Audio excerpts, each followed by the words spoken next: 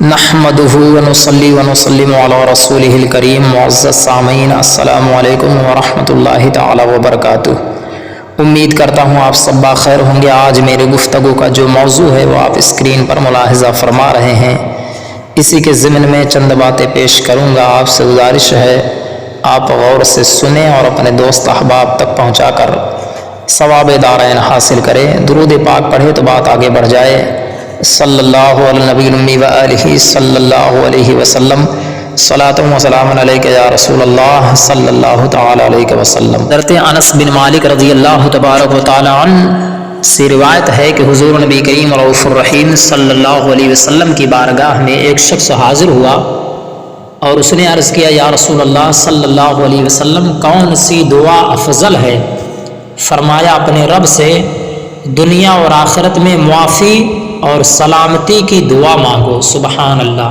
آپ اندازہ لگائیے پیارے، سرکار کتنی جامع دعا کی تلقین فرما رہے ہیں کہ اپنے رب سے معافی اور سلامتی دنیا اور آخرت میں مانگو۔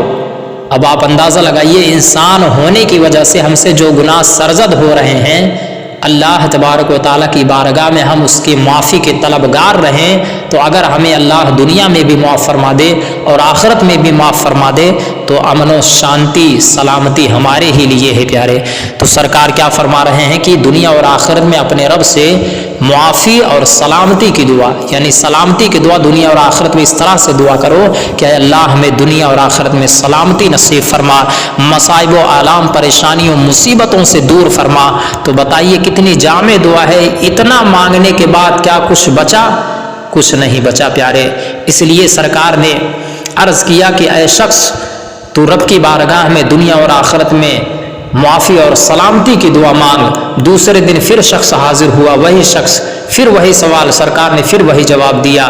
تیسرے دن بھی وہی شخص حاضر ہوا اور سرکار نے پھر یہی جواب عطا کیا۔ اس کے بعد سرکار فرماتے ہیں کہ اے شخص، جب تجھے دنیا اور آخرت میں معافی اور سلامتی عطا کر دی گئی تو کامیاب ہو گیا۔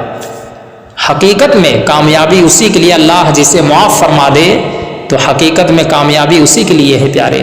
اسی طرح سے ایک اور حدیث پاک جس کے راوی حضرت ابو مالک سعد بن طارق رضی اللہ تبارک و تعالی عنہ ہیں، وہ اپنے والد سے روایت کرتے ہیں کہ نبی کریم صلی اللہ علیہ وسلم کی بارگاہ میں ایک شخص حاضر ہوا اور عرض کرنے لگا، یا رسول اللہ صلی اللہ علیہ وسلم، میں اپنے رب سے دعا کروں تو اس میں کیا کہوں؟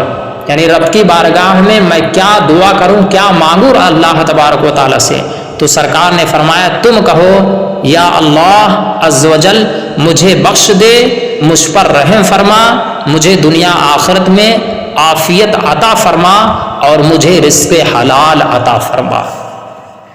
اسی طرح سے حضرت مولا علی رضی اللہ تبارک و تعالیٰ عنہ سے روایت ہے کہ حضور سید عالم صلی اللہ علیہ وسلم نے ارشاد فرمایا دعا کے تعلق سے کہ دعا جو ہے یہ مومن کا ہتھیار ہے، دین کا ستون ہے اور زمین و آسمان کا نور ہے۔